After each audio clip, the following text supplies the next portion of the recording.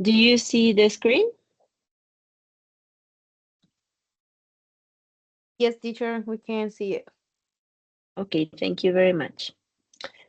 Well, this is our second web conference of the course International Negotiation Strategies.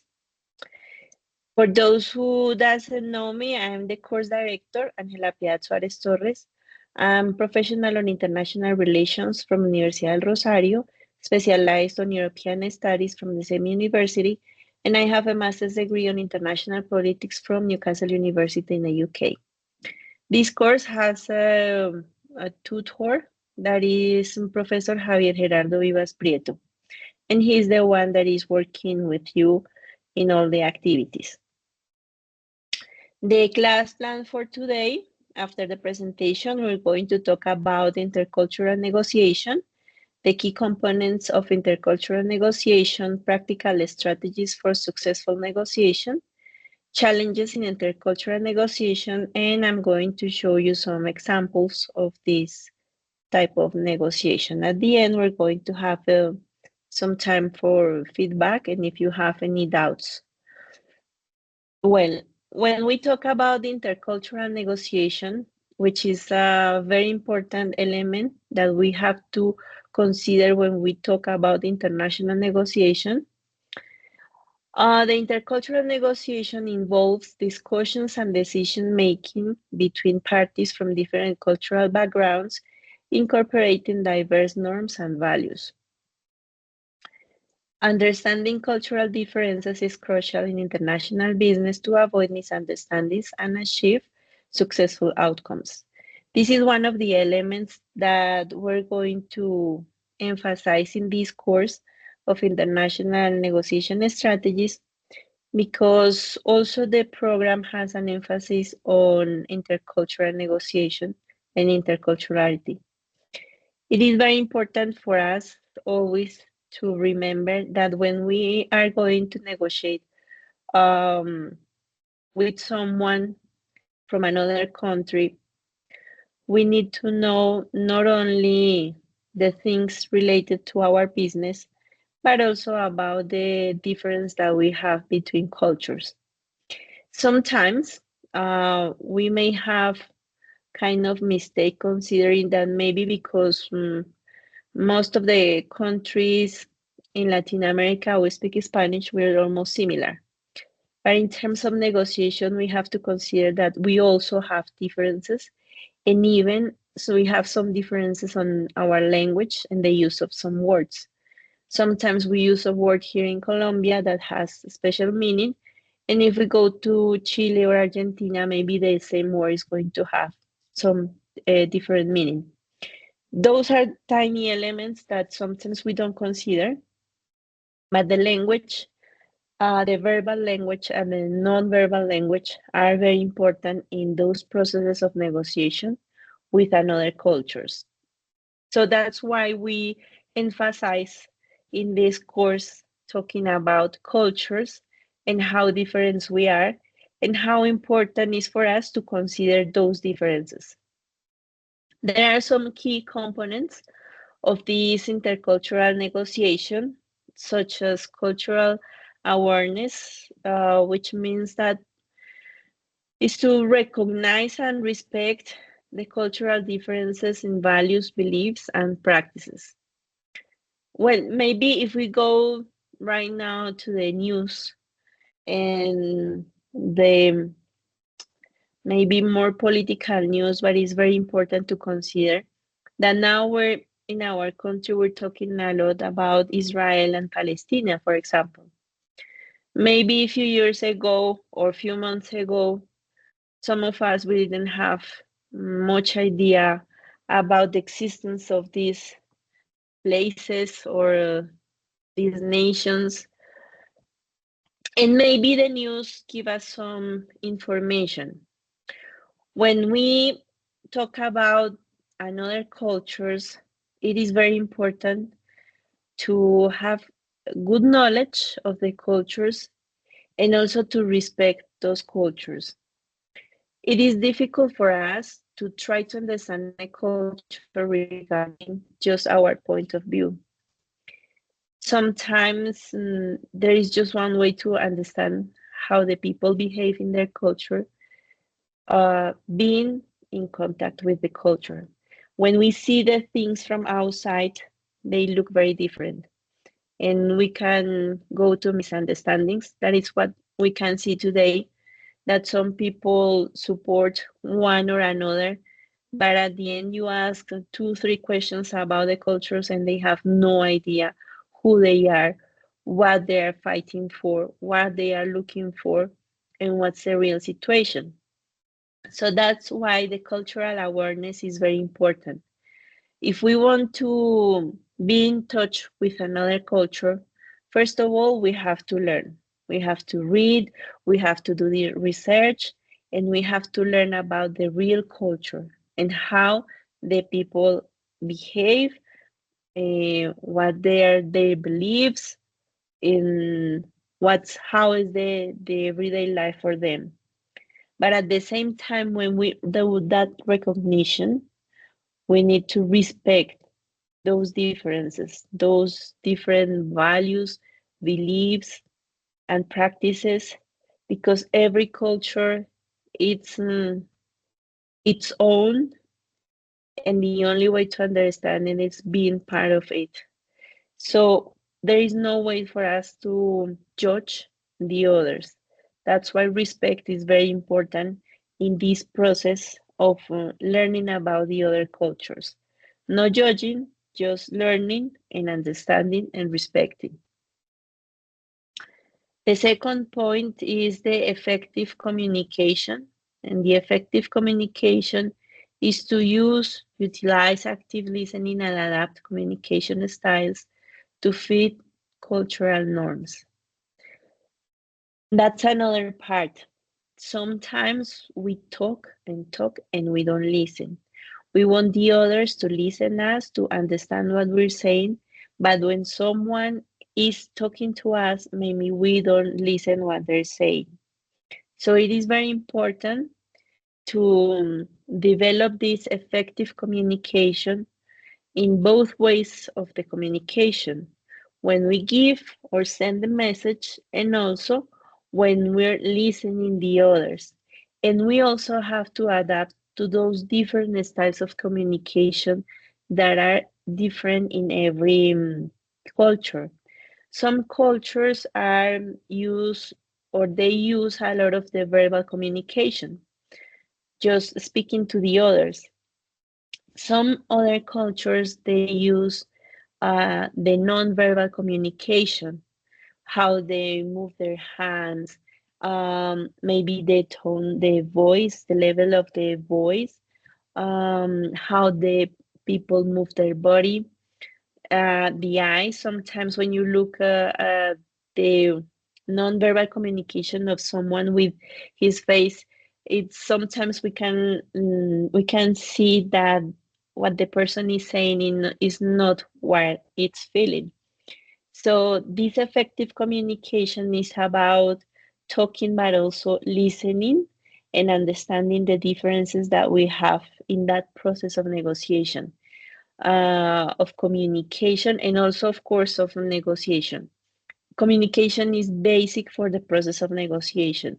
We need to be able to understand what the other wants to explain, the message that they're trying to give us, and also we must be able to give a clear message of what we want to say. Last, the emotional intelligence, develop empathy and self-awareness to navigate cultural dynamics effectively.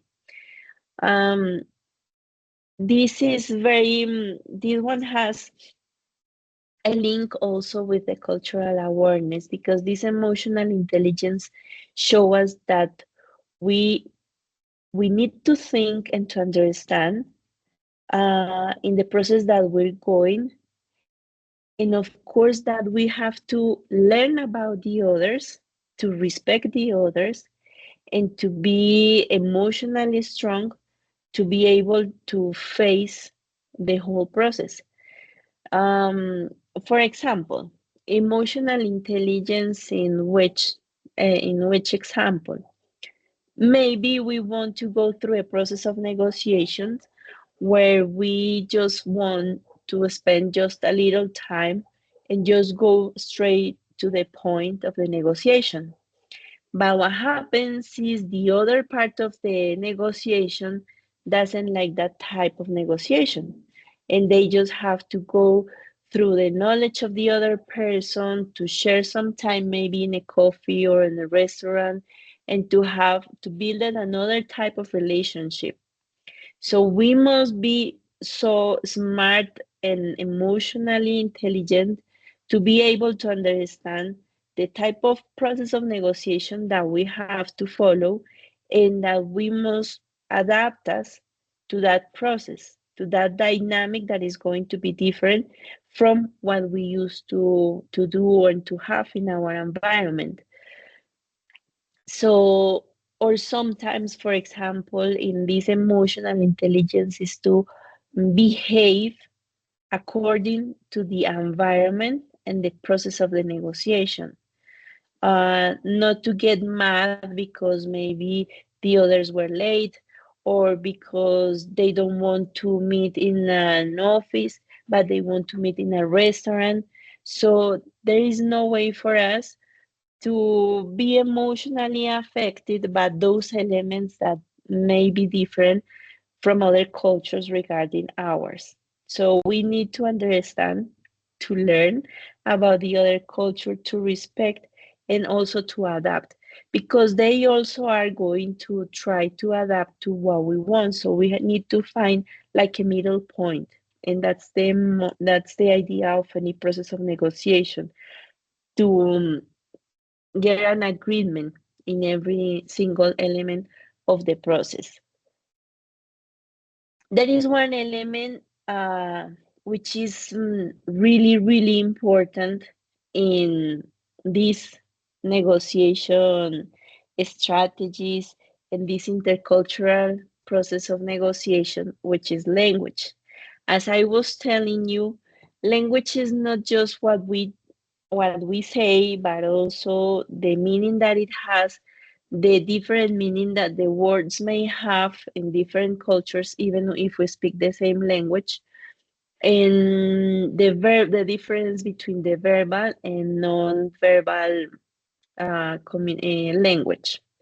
So language is an element which is very important. I have here an example, because the language is an expression of the culture, of course. And there are so many mistakes using slang and dialects. So when we learn a language, sometimes we learn the basics, but when we have the chance to share with other cultures and to express ourselves in a different language, we're going to learn the slang and the dialects and how the different meaning of the words we may find in this process. This example is very interesting because there was one opportunity, one situation with Pepsi in China, where the jingle of Pepsi in China was Pepsi comes alive, Pepsi te trae a la vida, which in Spanish or English will look like really a good message. But the language used in the specific translation to Chinese was translated into brings your ancestors from the burial place. It was insulting a country where the ancestors are often worshipped. So, in the case of China and most of the eastern countries of the world, the ancestors are very important and very respected by the people. So to say that soda brings your ancestors from their burial place, it's very rude.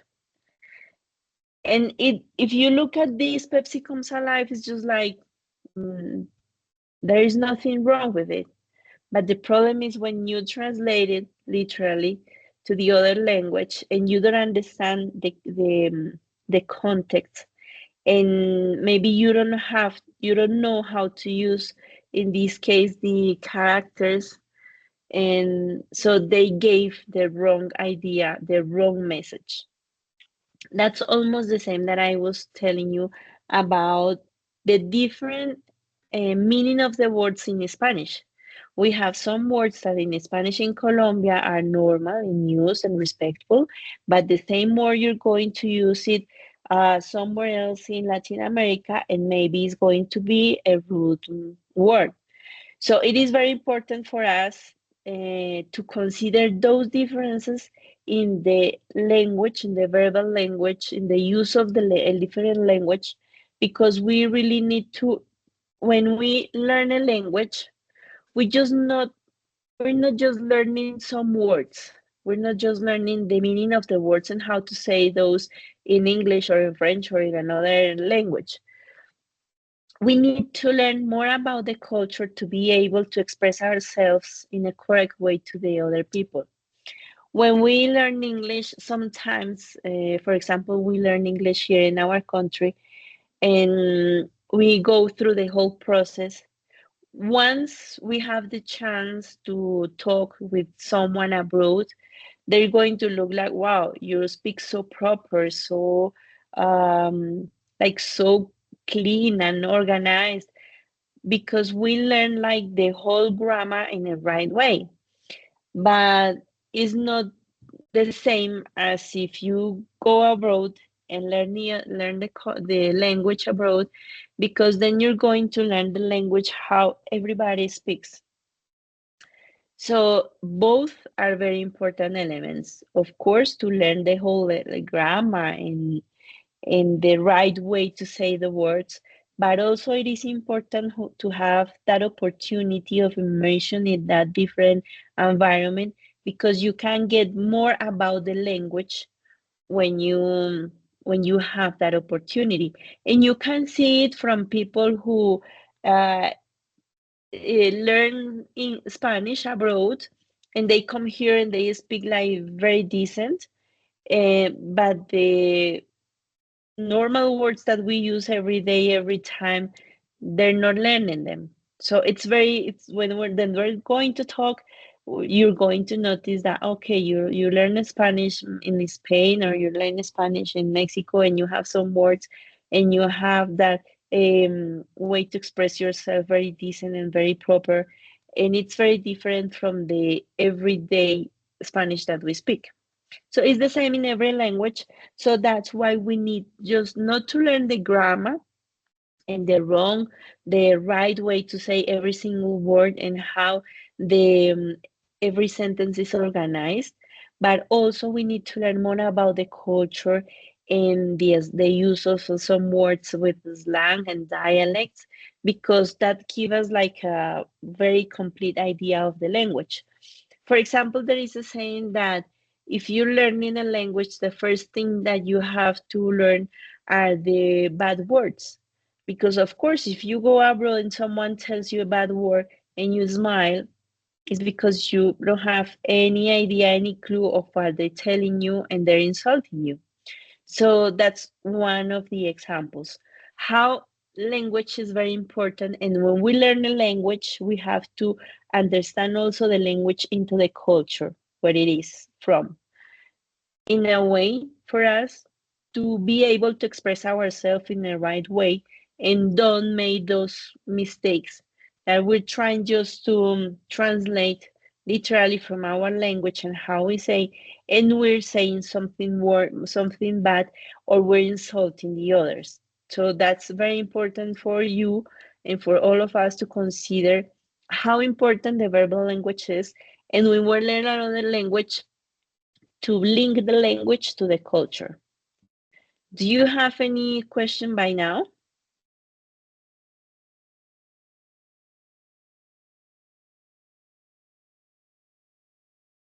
Okay, No, teacher. okay, thank you. Well, there are another elements that we have to consider in this process of learning about different cultures. In every culture, there are elements of power distance. For example, we have here two columns. There is one that shows the low power distance and the other the high power distance. This regards that power distance in the society, in the communities, in the companies, how the people relate with each other. In the case of countries such as Austria, which is very different from Australia, Austria, Israel, Denmark, New Zealand, and Ireland, those countries, they tend to have less centralization, though the organizations in those countries are flatter. When we talk about the structure of a company, we consider if it's very flat or if more like a pyramid. So in those countries where there is a low power distance, there are flatter organization pyramids. There are fewer supervisory personnel, smaller wage differentials, and the structure in which manual and clerical work are equally valued. So there is not that big difference between the head of the company and the people that is working for the company, because it's more like a flat organization where everybody works like in almost in the same level. There is not that high bureaucracy as we used to have. And in the other hand, very different, we have countries such as Malaysia, Guatemala, Panama, Philippines, and Mexico, where there is a greater centralization. We can see that our countries tend to be more centralized, and the organizations too. But there are tall organization pyramids, which means that we have very different there is a big difference between the people that is on the base of the pyramid and the head that is on top of the pyramid. There are more supervisory personnel. We have the supervisor of the supervisor of the supervisor, or the chief of the chief of the chief. Large wage differentials, which means that the head is going to have a very big salary and the people in the base are going to have very low salary. So the difference in salaries between every step of the pyramid is going to be an important difference, which is completely different to those in the other side. And in these are the structure in which white collar jobs are valued more than blue collar jobs. So it depends like the type of employee that you are, that you're going to have a different treatment. Those elements are very important to consider when we learn about the cultures and when we learn about the companies. Why? Because if we're dealing with a company more like those in Malaysia, Guatemala, Mexico, Panama, of course, we need to talk to someone that is going higher in the pyramid, because getting more to the head is more opportunity to be dealing with someone that is able to make a decision.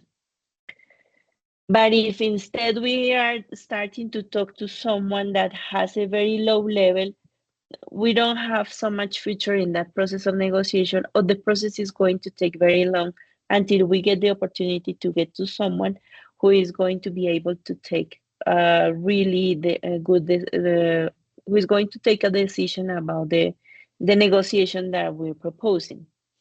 When we have the chance to negotiate with someone from Austria, Israel, Denmark, New Zealand, Ireland, there is no problem if the person is not the head of the company, because in those cases, it seems like everybody has the power to interfere or take decisions. So if it doesn't matter if it's in which part of the pyramid they are, you're going to deal with someone who at least has some power in the process of the negotiation, and you're not going to be losing your time. So you're going to find people to really know about what they're talking about, that really have the knowledge, and they're going to talk to you about what you really need to deal with. And also, that person may have the chance to make advance in the process, from advancing the process of the negotiation.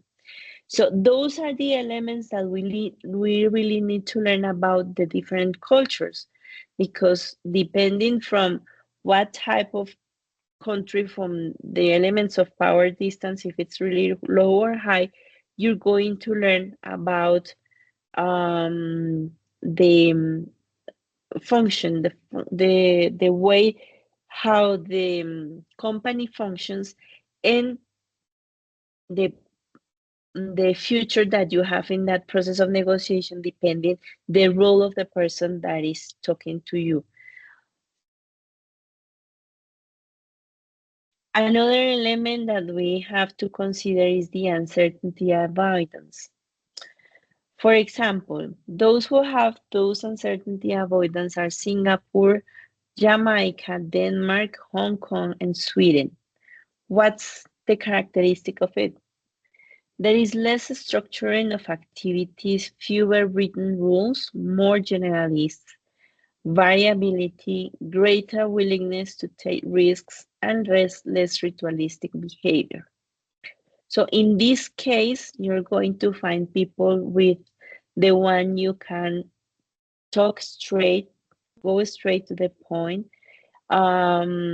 Maybe they're going to be able to consider some risks in the process. And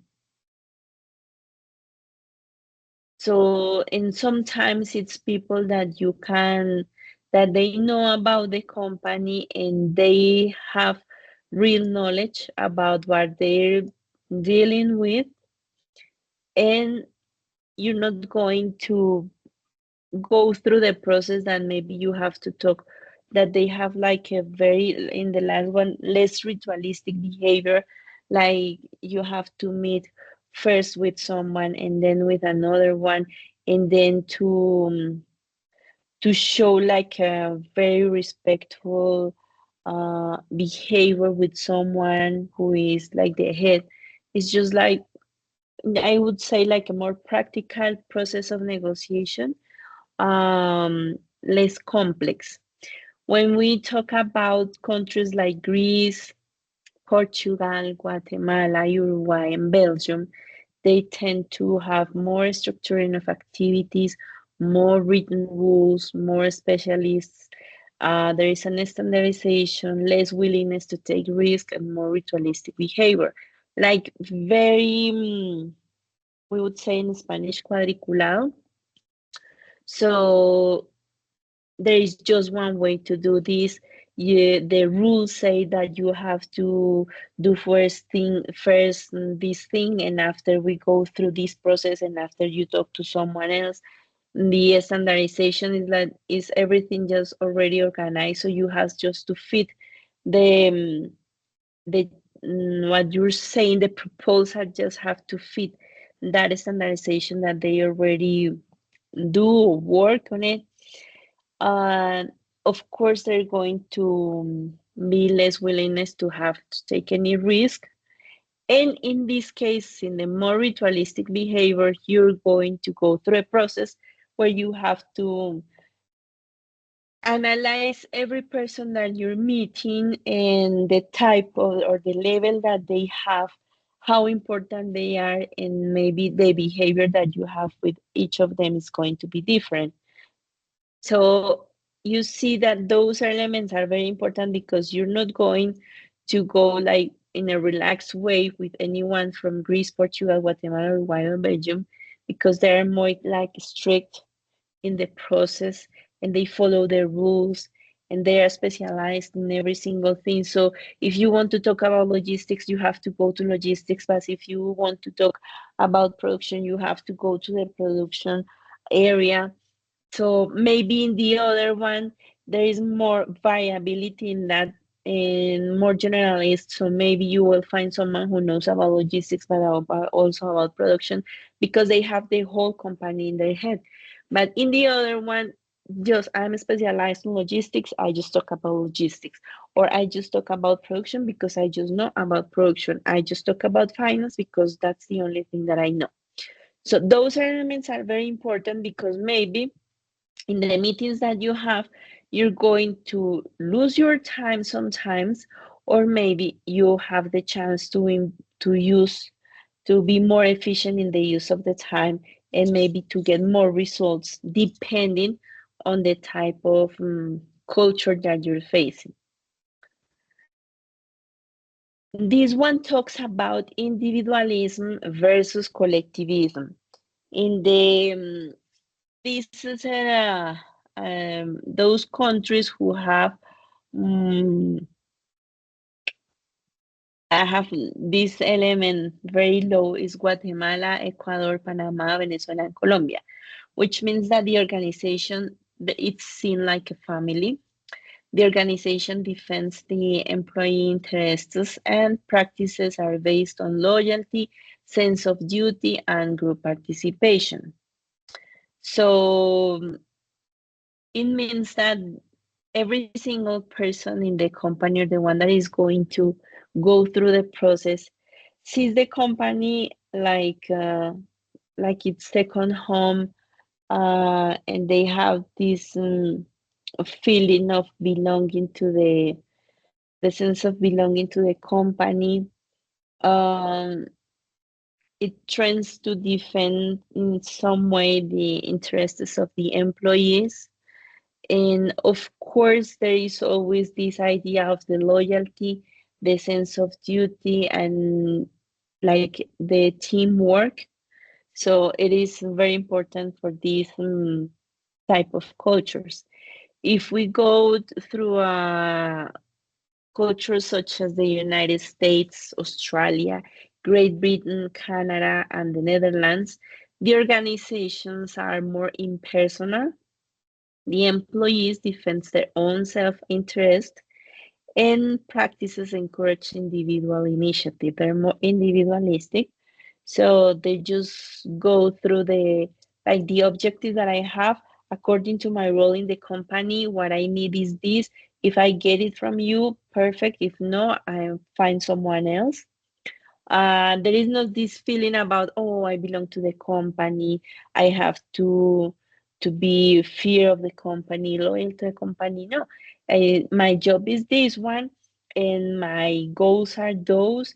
So I need to get them. If I get them from this negotiation, perfect, because it goes with my self goals interests that I have to be in this company and what I need to get from the company. So that's why this type of behavior guides the people to encourage for an individual initiative. Completely different from the sense of loyalty and duty and group participation of the other countries. Next one, masculinity versus femininity. Maybe at the beginning you will see like, wow, that's like a machista way. No, first of all, we need to know and understand that cultures are different. And that's one of the elements that we really need to be emotionally intelligent to understand. Because if we come from a culture where we want to, as women, we want to be equal with men, and we go to negotiate with a culture that for them women cannot negotiate, we're not going to have a trouble with it. We have to accept and to understand that culturally they just work like that, and that we're not going those who are going to change the whole culture. We need to understand and go with it. So countries like Sweden, Norway, Netherlands, Denmark, the ex-countries of Yugoslavia, the ex-Yugoslavia, the sex roles are minimized. The organizations do not interfere with people's private life, so they don't care about the private life of everyone. More women in more qualified jobs we're going to find. Soft intuitive skills are rewarded, and social rewards are valued. It means that you are seen like an individual. It doesn't matter if you're a woman, if you're a man, if you have a different gender, if you consider yourself different. Which is important is the individual regarding the company and the qualification of this individual. So it's seen that there are more women in more qualified jobs because it's according more to the capabilities of the people and not if it's a woman or a man. And soft intuitive skills are rewarded. It means that the heads of the company look for the people that really know the job and that have skills to develop the activities that they are in charge of. And social rewards are value, of course, if you have any recognition about the type of job that you have, of course, that you're going to be rewarded and you're going to be recognized. It doesn't matter, again, if you're a woman, if you're a man, if you consider a different gender, but it's just the individual versus the company.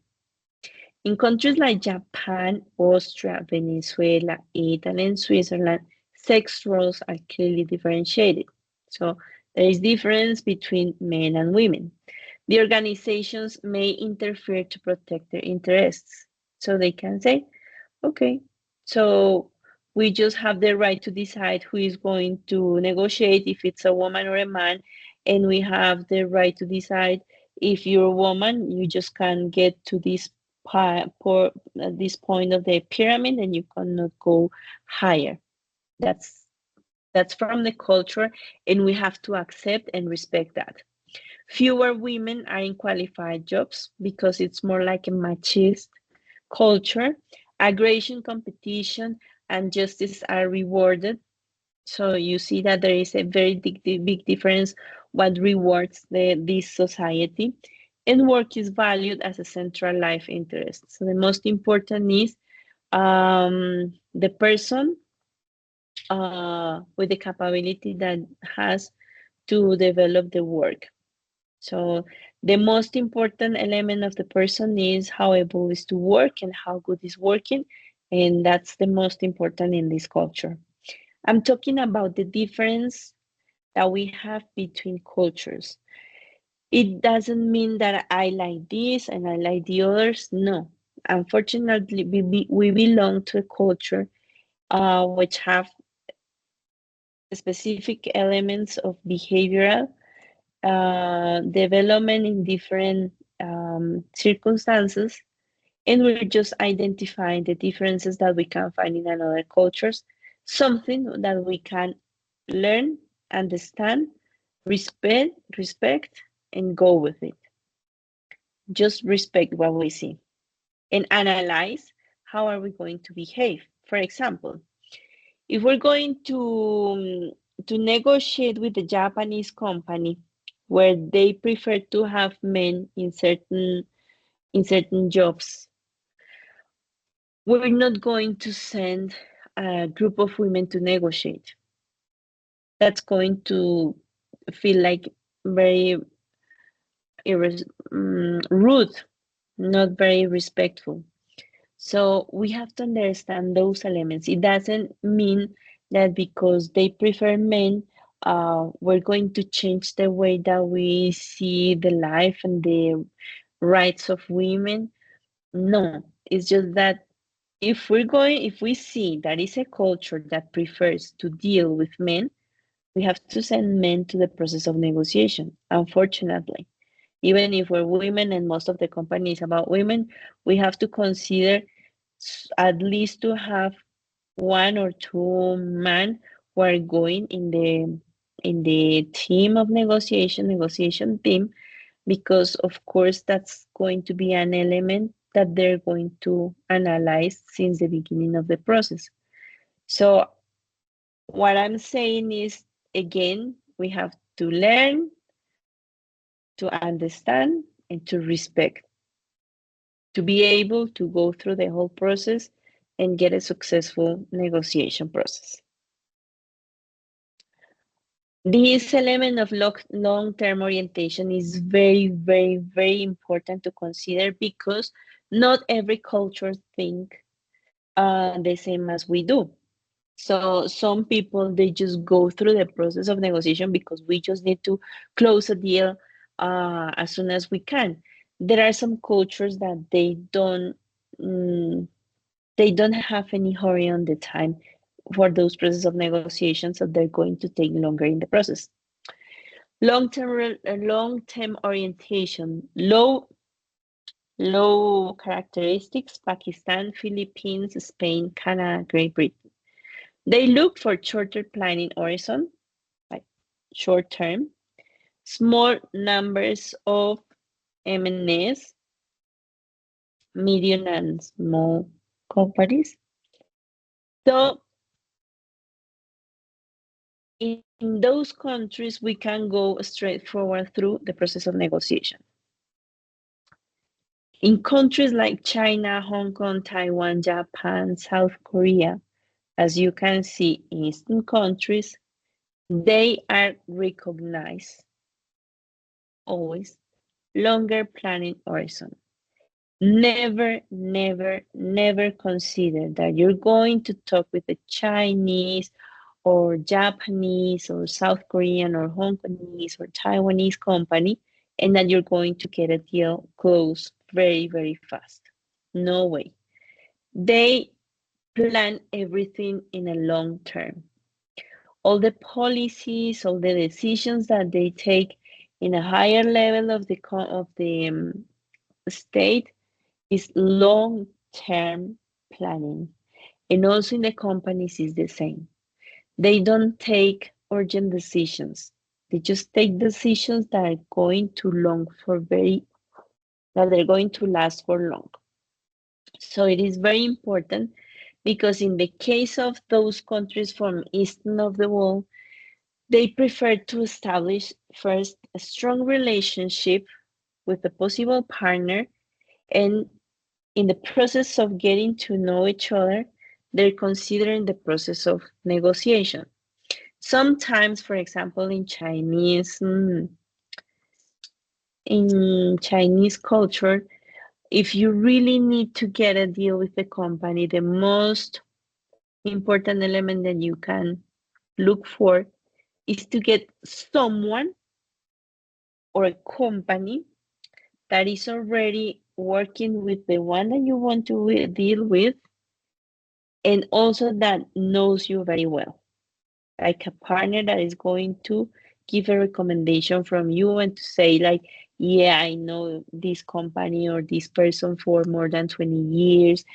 We have a very strong relationship. I recommend you. That's like a window open for opportunities to go through the process of negotiation in a shorter term.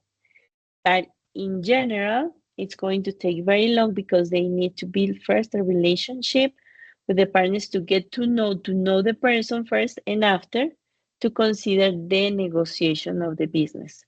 So it is very important because this is a huge difference that we're going to find in different cultures.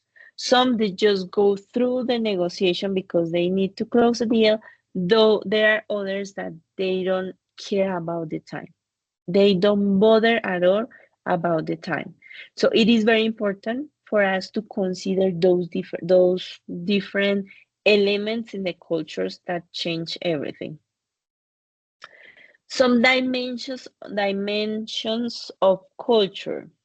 When we talk about culture, there are so many different elements. I'm just showing few of them, but there are so many different elements that we need to get to know and to learn about, because those are going to be very important in the process of negotiation.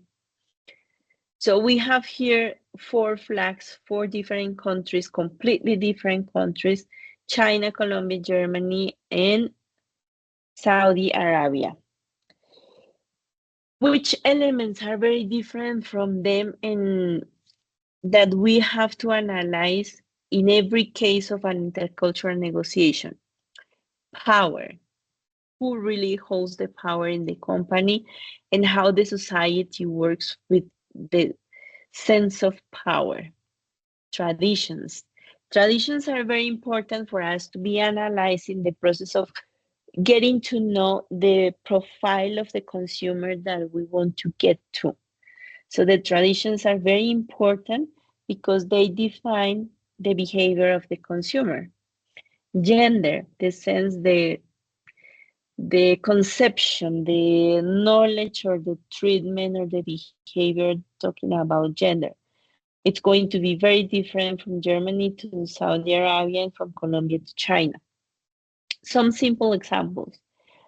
In something about gender and the role of women in the society. In China and some of the Eastern countries, the ID, cédula de ciudadanía, the ID of women always belongs to a man in the family.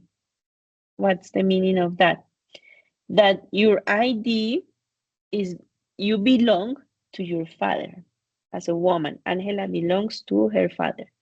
In the ID is like a cédula de ciudadanía or passport in the ID. So when Angela gets married to Luis, her ID moves from her father to her husband. So now she belongs to her husband. That's unbelievable in 2025, but that's how the culture goes.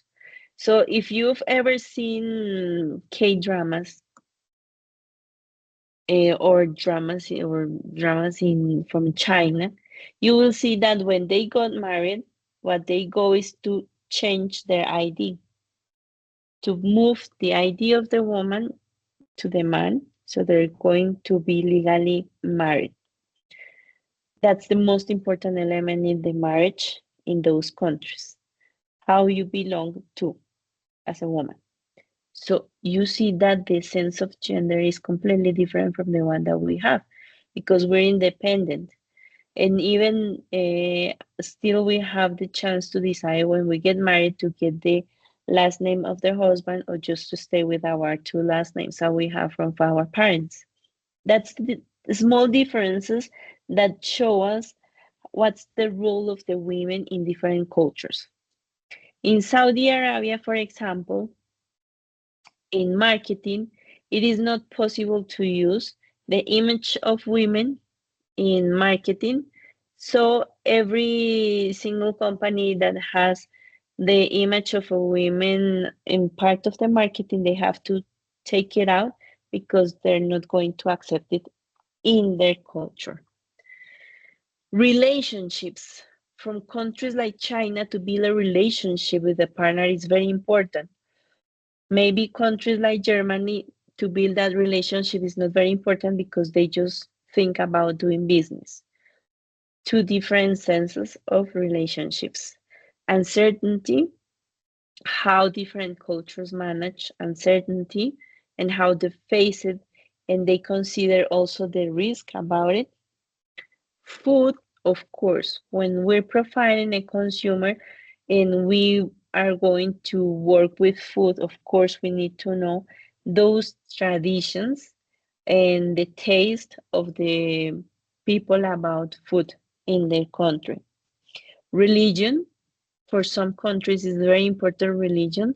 Most of the Muslims countries, of course, religion is basic in policy and business in everything. The sense of time.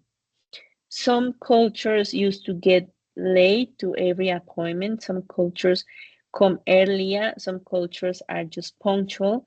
So we have to understand and to learn about this from different cultures because we need to deal with it, to know how to deal with it, to don't have any misunderstandings in the process. And of course, elements as those that I was telling you before, like the relationship between individualism versus collectivism and the others that we saw before.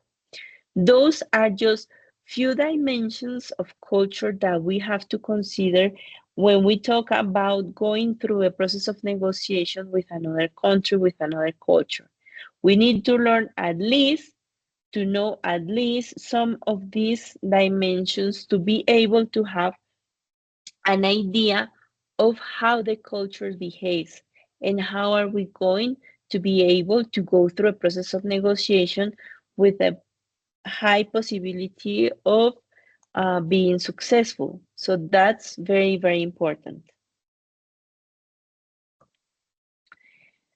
Now we talk about practical strategies for successful negotiation. There are three elements or strategies that we have to consider. First of all, the research on cultural norms. Of course, prior to the negotiation process, we need to learn about the other party's culture, including communication styles and business etiquette, because in every country it's going to be completely different, even if we come from very similar cultures like the Latin American countries. So we really need to know so many things about the other culture prior to the process of negotiation, because otherwise we're going to make some mistakes since the beginning and we're going to fail in the process. Second, build trust and relationships to establish rapport through personal interaction, which can facilitate smoother negotiation.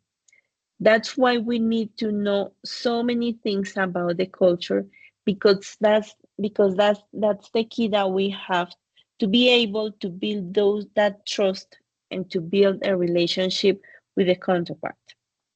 We really need to know the other to be able to have a good start process of the negotiation, to go in the way that they're waiting or used to do the things. So we're going to go in a smoother process. So we're not going to face many challenges and misunderstandings. And third, embrace flexibility. That's part of the knowledge and respect and understanding that we need to have.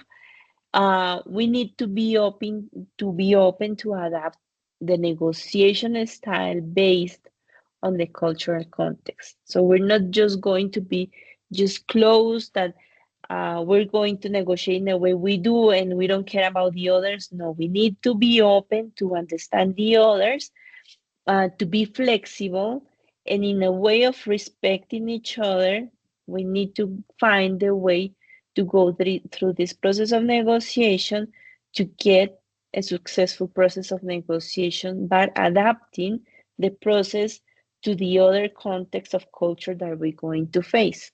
So that's very important. Those are three practical strategies that we need to consider for a successful process of negotiation. There are some examples that I want to share with you tonight of intercultural negotiation. First of all, we have Nestle in China. There was, for example, an initial approach focused on direct negotiation stalled due to a lack of relationship building. It is very important in China, in the Chinese culture, to build this relationship between parts. Shift the strategy to prioritize Guanxi, which means relationship, leading to a successful partnership. So they try to just approach the other company thinking about, we're going through the process of negotiation, we're going to show them what we need, what we want, and how the negotiation is going to be, but they have a crash with culture. And there was no process of building a relationship between the parts. And what's the most important thing in negotiation in China? And it's not about international negotiation. Even being Chinese, trying to being a Chinese who wants to get a job, you need to go through Guanxi to build a relationship, to be trusted by the other, to know the other, but to know the other in different ways. That's why most of the times the process of negotiation with the Chinese people starts in a restaurant, because they want to share with the people. And something that is very interesting from a real Chinese restaurant is that the tables are round and that you don't ask for your own dish, but they ask for different dishes and all dishes are going to be shared. So that's a shock of culture, because we're not used to that. We just go to a restaurant, we order what we want, and that's it. We're not going to share anything. No, in the case of Chinese, it's completely different, because the moment that you have in the table eating is a way It's a moment that you have to share and to build a relationship with others. So this happens to a multinational such as Nestle getting into China, a cultural crash, and they have to shift into the strategy of prioritizing Guanxi, building a relationship that lead at the end to a successful partnership. And it took time. It's not just from one dinner and we get the deal. No, it's a time of building that relationship, that Guanxi. Guanxi, China, negotiation, Guanxi. Those three words always together. China, negotiation, Guanxi. Guanxi, the most important. Next example, the US versus Japan negotiation. American negotiators often emphasize directness, while Japanese counterparts value harmony and consensus. So Americans go straight forward. Japanese, they have to talk, to have a consensus, and to be in a harmonic environment to be able to take a decision. Successful outcome require understanding these differences and adjusting approaches accordingly. So we have both parts to understand how different each is the other, and we need to find a middle point where we're going to agree and go through the process in a successful way. That's flexibility that we need to have, and emotional intelligence also that we need a lot.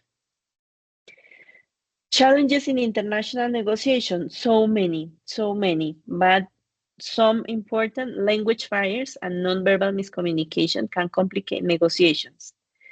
Language barriers, of course, the knowledge of languages. Well, today there are headphones that translate from every single language they do. But the nonverbal miscommunication, we haven't at the moment any device that is going to translate the nonverbal communication. So we need to link the verbal communication with the non-verbal communication. And sometimes if we don't understand the non-verbal communication, we're going to have non-verbal miscommunication, and that's going to give us some troubles in the process of communication. Just to understand how the other culture behaves, and we have to adapt and understand what they're trying to say. Stereotypes may lead to misunderstanding. Negotiators should approach a situation with an open mind. There is no way for us to say, no, I behave like that because someone told me that. No, you need to do your own research to learn and to have real information to know how to behave with another culture. Because if you're just follow yourself by stereotypes that you hear somewhere, you're going to fail in the process of negotiation. It's not just someone told me, they told me, I hear that. No, you need to really get into the culture, to know the culture, to do some research, to understand, to be able to go in the process of negotiation, to be part of a negotiator team. Otherwise, you're going to fail in the process. Well, that's all the information by now. I would like to know if you have any questions, if you have any trouble by now, if you have any doubts. I'd like to hear you.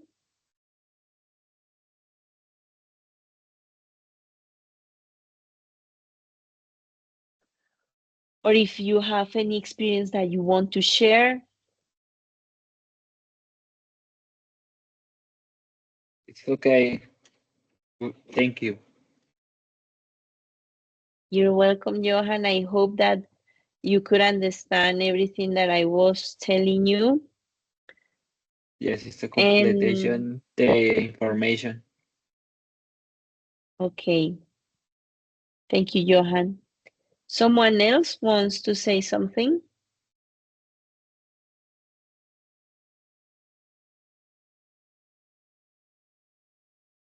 Well, now that we are here, I want to tell you that with Professor Javier, we already have the credentials to work with the simulator. we're in the process. The company from the simulator, they already sent those credentials to each of you to the institutional mail, but Professor Javier is going to send them through the platform, the mail platform. And it is very important for you to be careful with the link that you're going to access, because GestionNet has different simulators, and we're going to work with marketing estratégico. So sometimes from other courses, you have a link for GestionNet, but maybe to another simulator, and it's not going to work those credentials in that one. So in the mail that is going to be sent to you, we're going to put the link and also your username and password.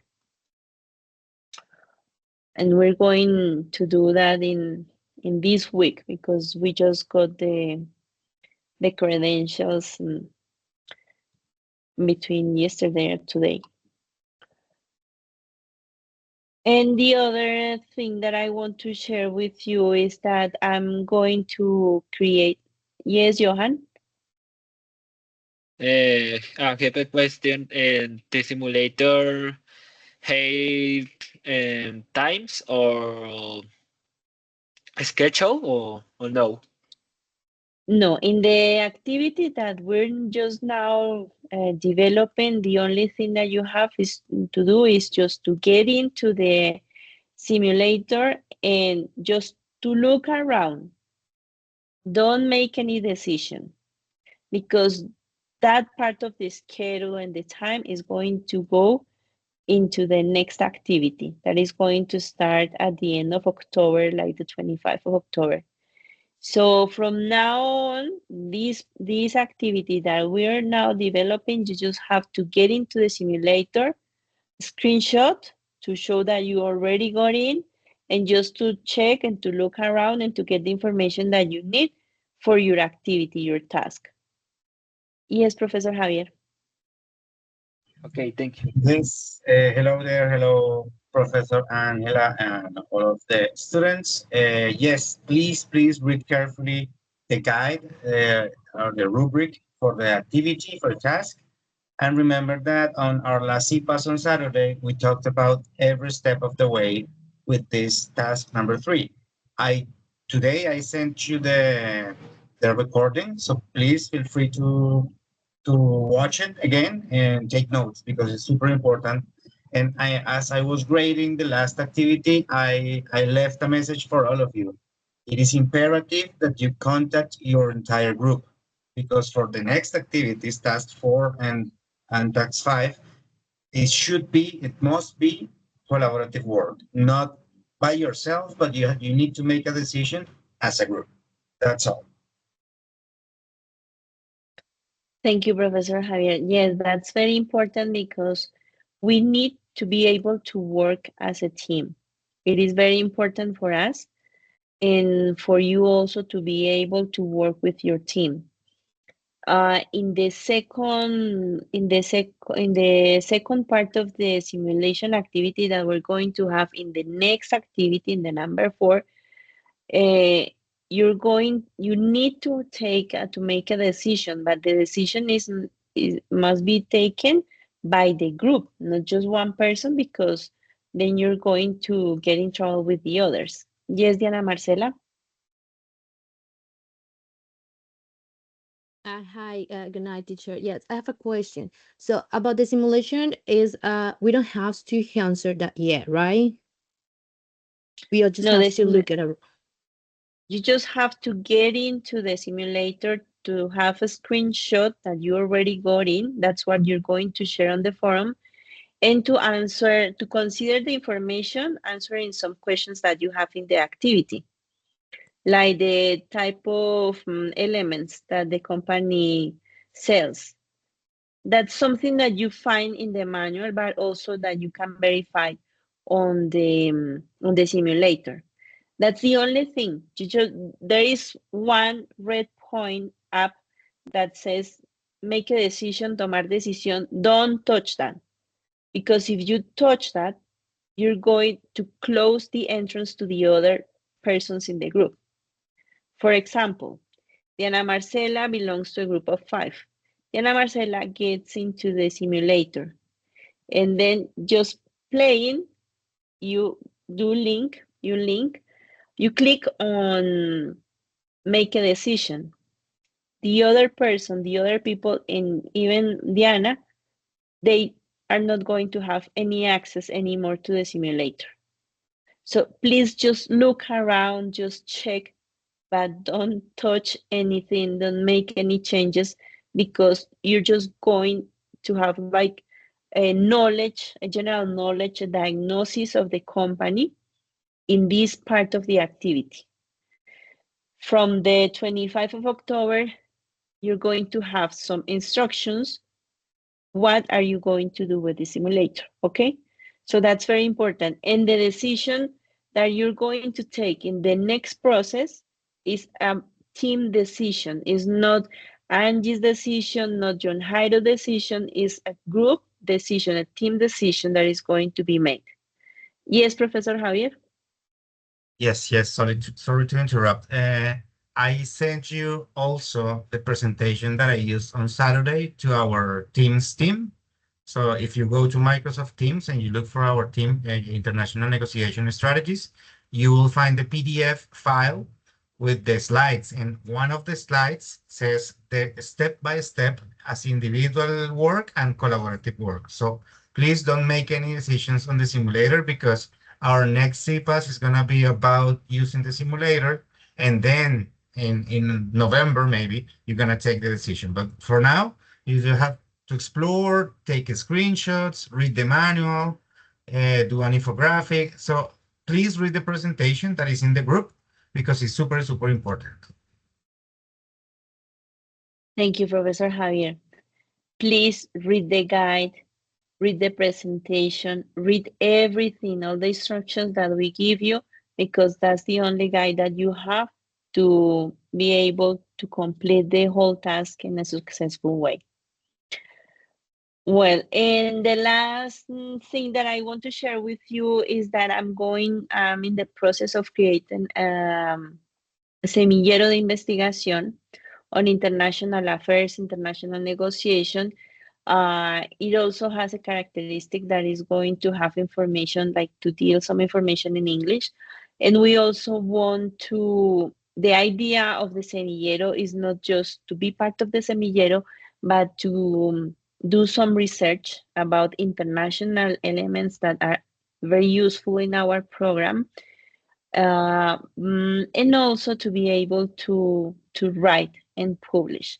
So all of you are welcome to be part of this semillero.